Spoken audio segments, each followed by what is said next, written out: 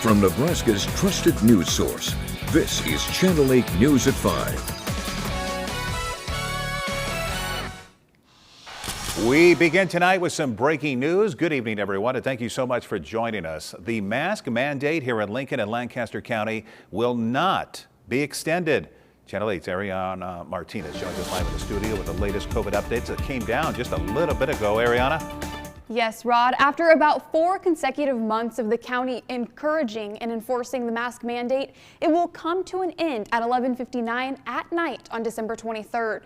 The risk dial for the county will remain in elevated orange, as Lancaster County now has the first confirmed case of Omicron variant. The county positivity rate remains above 14%.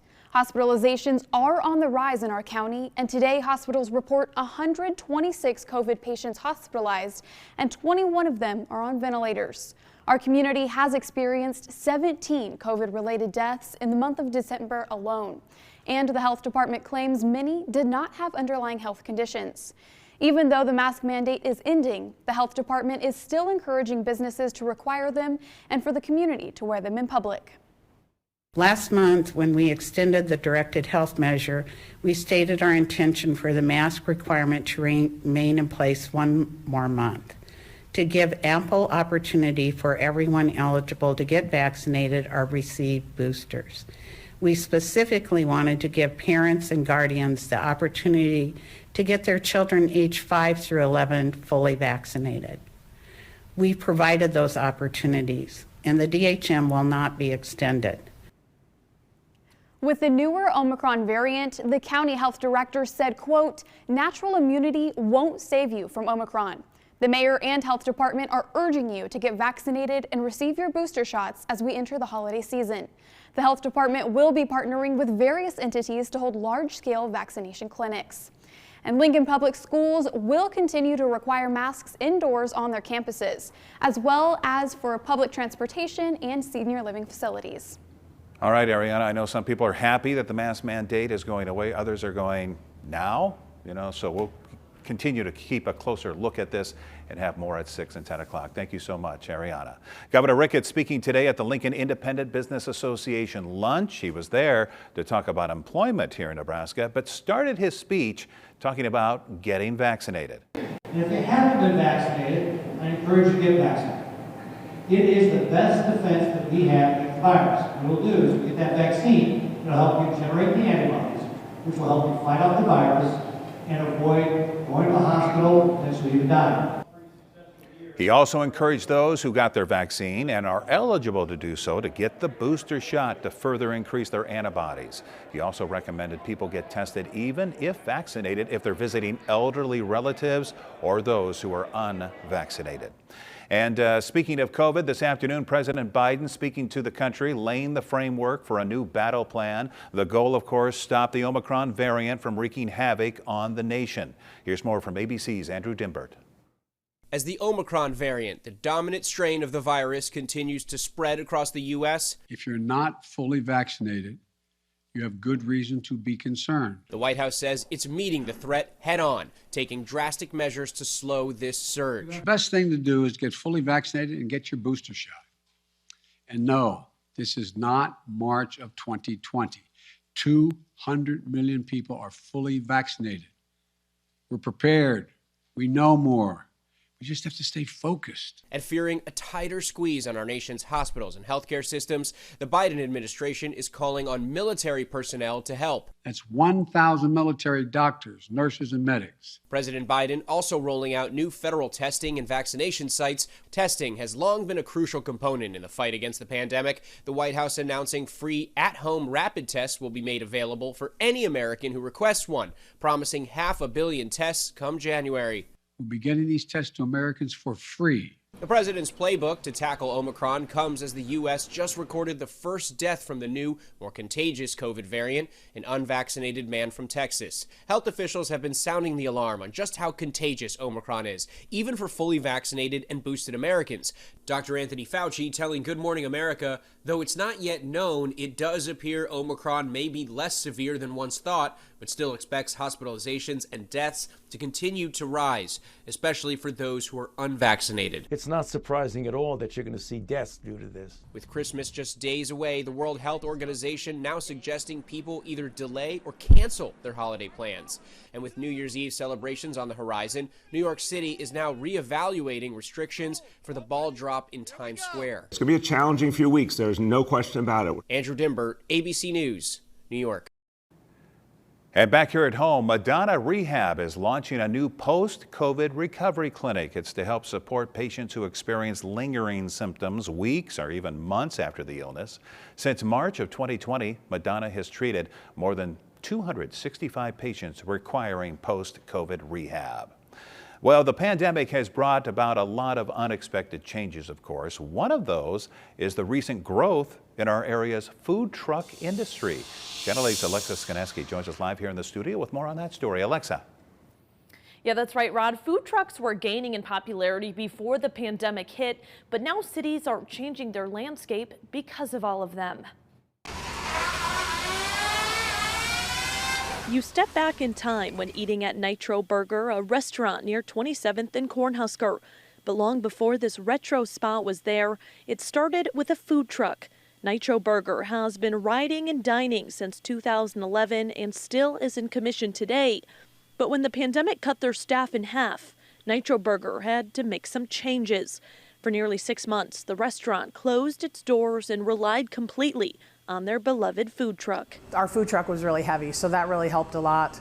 And that we were just doing one thing, you know, still working a lot of hours, but just doing the one thing and not jumping back and forth. So it was really helpful for us. The Nitro Burger bus has been their saving grace these last few years in more ways than one, and aren't surprised to see more food trucks popping up across the capital city as dining behaviors change. Definitely growing in popularity even more just because of COVID and everything that it's done to restaurants. So I think people are definitely turning towards food trucks just for the fun and for safety and, you know, whatever. So Fly Dogs on O Street is looking to adapt to the changing landscape of the restaurant industry by looking for a new location with a drive-through or moving to a food truck. And that's exactly what the city of Lincoln is planning for, more of these food trucks. A gravel lot on K Street, just below the Rosa Parks Way overpass, south of downtown, is set to be transformed next year into an area for food trucks and other activities. Beatrice even proposed a mobile food vending ordinance in the city last month after seeing an increase in food trucks across town. The Beatrice city administrator says they have rules for brick and mortar restaurants, but no plan for these mobile eateries. They want to set guidelines for these trucks, such as enforcing permits and seeing a traffic flow plan. Beatrice City Council is expected to vote on that ordinance after the new year. And as far as the food trucks on K Street, possibly look for construction to get things ready for that beginning next spring. All right, Alexa Skaneski reporting for us tonight. Thank you. Well, census officials believe the pandemic has had an effect on the U.S. population. It had its slowest population growth on record this year, just 0.1%. The population grew in 2020 by some 390,000 people. That's the first time since 1937 it grew by fewer than 1 million people. It is time right now for your first forecast, and for that we check in with Chief Meteorologist John Dishauer. How's it going? We had a wide range of temperatures. This morning we started at 12 degrees officially in Lincoln. This afternoon we topped out 38 degrees warmer. It made it to 50 degrees this afternoon. That's now setting us on this month well above normal, running at 7.8 degrees above normal per day. Clear skies out there right now. We had some clouds around this morning. Those have eroded away as high pressure has moved in overhead. And with the high pressure around, that's going to allow our temperatures to drop tonight. Right now, sitting in the 30s, mid-30s up towards Columbus, where it's 35, 41 in Lincoln, down to 39 now in Beatrice. Just a little bit of a wind, 5 to 15 miles per hour out of the north. That's giving us wind chill values in the upper 20s to middle 30s right now. And as we go through the rest of the night, as I mentioned, we'll keep skies clear, and we're going to see a lot of sunshine really over the next several days. Tomorrow should be a sunny day around here with mild temperatures once again. Now, for this evening, we'll see our temperatures dropping quickly. 37 degrees by 6, 20 27 by 8, already down to 23 degrees by 10 o'clock. Winds will be fairly light as we go through the overnight hours, but as I mentioned, more sunshine tomorrow, warmer temperatures, and we'll have a little bit of wind to deal with. We'll take a closer look at that. Plus, if you've got travel plans around the country tomorrow, or maybe have some loved ones in other spots of the country, we'll take a closer look at what we can expect over the next 24 to 36 hours, especially if you have plans on traveling. All right, thank you, John. Democrats are vowing to salvage President Biden's Build Back Better bill. While Senator Joe Manchin declared he was a no vote, some in the White House saying the bill is not dead yet. Here's more from ABC's M. Wynn. A ray of hope for President Biden's boldest legislative effort as details emerge about a phone call between the president and conservative Democrat Joe Manchin following Manchin's announcement on Fox News that he couldn't support the $1.75 trillion Build Back Better bill. This is a no. Sources tell ABC the phone call ended with some consensus that talks will continue soon, though the path forward remains unclear. We're going to work with anybody who's interested in taking steps to lower costs for the American people, whether it's on child care or elder care or health care. We want to get Build Back Better done. Senator Manchin and I are going to get something done. Thank you. This, as the Washington Post is reporting, Manchin had previously agreed to White House priorities, including universal pre-K and fighting climate change, though not budging on extending the child tax credit, which is set to expire at year's end. At least 3 sources told ABC Manchin suggested parents would misuse the child credit money to buy drugs, and that he believed people, especially in his home state of West Virginia, would exploit paid family leave to go deer hunting instead. He also blamed White House staff for killing the negotiations. And they can just beat the living crap out of people and think they'll be submissive. Democratic leaders appear to be trying to calm things down, though Senate Majority Leader Chuck Schumer says he'll be holding a vote on the social spending bill early next year so every senator can make their position known. Another priority for Democrats, voting rights legislation. Senator Schumer told a liberal radio host that the chamber will soon consider changing Senate rules regarding the filibuster, which requires 60 votes to get most legislation passed. Manchin has also been a vocal opponent of changing filibuster rules. M. Wynn, ABC News, Washington. And coming up next, you want to check this out. Some crazy news, including a gas pump, a stolen fire truck, and a fight at an airport. Stay with us. Surprise!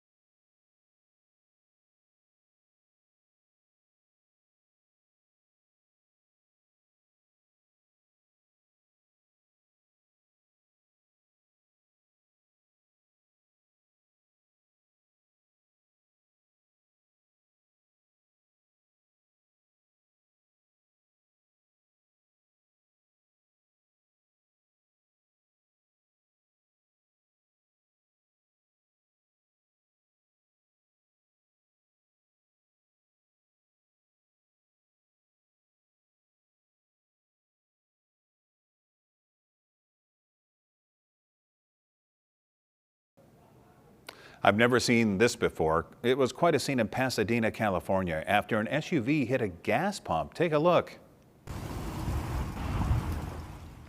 Yeah, that's not floodwaters, folks. That is more than 1,000 gasolines actually spilling out of the pump. Here's the video when the driver backed into the pump. The driver did report it, but the emergency shutoff button wasn't working. So they shut off power to the entire gas station. Cleanup crews were there today. They've been pumping fresh water into the storm drains, trying to, well, hoping that it will dissipate. A big fight broke out at the Miami airport when an officer being bitten on the head.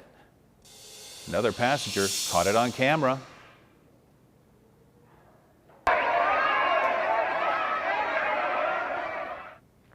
Yeah, it all started when a passenger got unruly, when apparently his flight was canceled after being delayed for 12 hours. An officer tried to intervene, but the suspect attacked the cop and then bit him on the head. The suspect then motioned for other passengers to join in, and some did. More officers arrived. The suspect and another man were eventually arrested. And more crazy news, a suspect in California steals a fire truck. There it goes. Check out the high-speed chase, all caught on camera. Firefighters were dropping off a patient. That's when the truck was actually stolen at a hospital. The GPS on the fire truck helped police locate it and stop the driver about an hour later, and of course, he was arrested. Now, your Storm Alert Team forecast with Chief Meteorologist John Dessauer. It was a chilly start this morning with temperatures down well into the teens, officially down to 12 degrees in Lincoln. But as we went through the day, we had a few clouds this morning. Then they eroded out as high pressure began to move in, and we've had beautiful blue skies as we've gone through the afternoon. And temperatures, even though it's late December, the sun was able to warm things up just a little bit. We made it up to 50 degrees this afternoon officially in Lincoln. Normal high temperatures in the mid-30s. 41 degrees currently at the airport. It's 42, now down to 41 degrees at East Campus. You also saw it change there along Denton Road, and 42 degrees right now on Yankee Hill Drive on the south side of town. Head up to the west and to the northwest, and you'll notice the cooler air closer to the area of high pressure. 35 degrees in Columbus. It's 38 right now in Grand Island. 37 degrees in York. Head a little further to the south. At least in Hebron, it's 45, 46 in Fairbury. Beatrice Airport is cooling pretty quickly, already down to 39 degrees. Just a little wind out there, 5 to 15 miles per hour, and that's giving us wind chill values, or the feel-like temperature in the upper 20s to low 30s across most of the area. As I mentioned, skies are clear. It's the case as we've looked at the last 3 hours of satellite imagery. Again, thanks to high pressure that's just centered to our north, it's going to stay in place and slowly move eastward tomorrow. That's going to turn our winds back around out of the south as we get towards tomorrow morning, and out of the south-southwest as we get towards tomorrow afternoon before a warm front slides through, and that's going to allow some warmer temperatures yet again for the next, or for tomorrow, and then another cold front comes through. It's going to be kind of up and down as far as fronts are concerned. The actual air temperature is not going to move a whole lot except for going up during the afternoons. Tonight we'll see temperatures once again back into the teens, so it will be a chilly night, down to 18 degrees. That's what I'm forecasting in Lincoln. For tomorrow, sunny skies. We'll see sunshine throughout the day. By noon, temperatures already back in the middle to upper 40s. By early afternoon, we'll easily pass 50 degrees. As we head towards late afternoon, we'll start to cool off, but I think we could make it up, or we should make it up to 54 degrees in Lincoln, 53 for a high in Beatrice, 54 in Seward, 51 in Columbus, and maybe just a touch warmer as you head out towards the Tri-Cities with highs tomorrow in the middle 50s. And upper 50s not out of the question either. But you'll notice the winds out of the south-southwest sustained 7 to 15 miles per hour, and at times gusting to 25 miles per hour. And you can see that on the stormcast, especially after about 10 o'clock tomorrow morning. It's when the winds begin to increase, and you'll see the winds remaining out of the southwest before we get that next cold front coming through the area. I mentioned if you've got some travel plans or if you've got loved ones across the country, things are looking pretty quiet for most of us. There is going to be some rain along the west coast as we go throughout the day tomorrow. Now this is looking into Thursday morning with showers out that direction. Through the central part of the country, things are quiet. Even down towards the Rocky Mountains, things are relatively quiet as well until you get into the western side of the Continental Divide, where there's some more snow showers out that way. Otherwise, just some cooler temperatures off to the east and looking nice to the southeast. So for tomorrow, For hubs that you may connect to out of Omaha or out of Lincoln tomorrow, things are looking fine. Not seeing any problems for Atlanta, Chicago, O'Hare, or Midway for that matter, Dallas, Denver, Los Angeles, Minneapolis, and New York, both LaGuardia and Newark, as well as JFK, all looking just fine for tomorrow. 7-day forecast. Notice these temperatures keep going up to 56 degrees on Thursday, 56 as well for Christmas Eve. Just a little cooler on Christmas Day, but still well above normal, 46 degrees. 48 by Sunday. Another cold front still is expected to come through early next week. That will drop our temperatures for the end of the year, of temperatures highs only being in the low to mid 30s. And right now on New Year's Eve, we're looking for temperatures to be back into the upper 30s. It's always interesting to see what kind of Christmas we're going to have. Yeah, years past, anything from lots of inches of snow to blizzards to very cold to unseasonably warm. Yeah, this year we'll end up running right about 8 degrees above normal. Well, at least it keeps it interesting, right? Yeah. All right, thank you so much, Sean. Other national news now. Jurors are continuing to deliberate today in the manslaughter trial of former Minnesota police officer Kim Potter. ABC's Morgan Norwood is in Minneapolis with more. Jury deliberations in the trial against former Brooklyn Center police officer Kim Potter spilling over into day 2. The jury in the deliberation room for 5 hours Monday and continuing to weigh Kim Potter's manslaughter charges in the fatal shooting of Dante Wright during this traffic stop in April. I shot him! Oh my God! The body camera footage considered the key evidence. In it, you can hear Potter yelling taser repeatedly before shooting Wright with her gun. The core of the case hinges on the jury's interpretation of Potter's fatal error. The defense attorney said Potter confused her firearm for her taser and that she was justified in using deadly force because she feared Wright would hurt another officer as he drove away. Dante Wright caused his own death, unfortunately. The prosecution telling the jury during closing arguments this case is straightforward and that it's about the, quote, reckless handling of a firearm and culpable negligence by Potter. Responsible officers know not to blindly draw their weapons and press the trigger. And responsible officers are acutely aware of the risks of getting it wrong. Now, the judge has said that she does not want to keep this jury over the holidays, so if they have not reached a verdict by Thursday, they'll return to the deliberation room on Monday. They've been fully sequestered. Morgan Norwood, ABC News, Minneapolis. Well, Wall Street bounced back today after losses yesterday. Today, the Dow was up 560 points. NASDAQ gained 360. Here are your numbers. We'll be right back.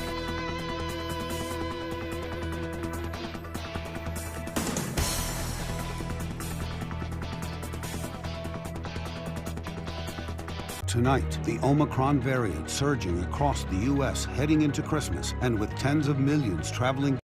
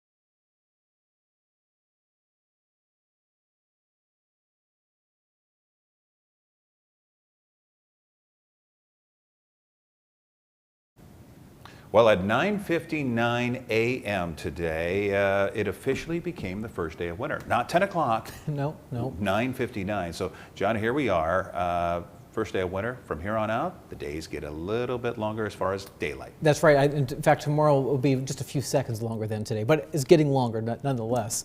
And but we also keep in mind we still got all of winter to go through. So those wanting cold temperatures, I'm sure we're going to get them, but that wasn't the case today when we made it up to 50 degrees. We are cooling off right now. As of 5 o'clock, we are sitting in the middle up to upper 30s, lower 40s. We'll keep dropping pretty quickly. A little bit of wind out there, giving us wind chill values in the lower 30s, even some upper 20s in some spots. But otherwise, for the rest of this evening, those temperatures will keep dropping with clear skies.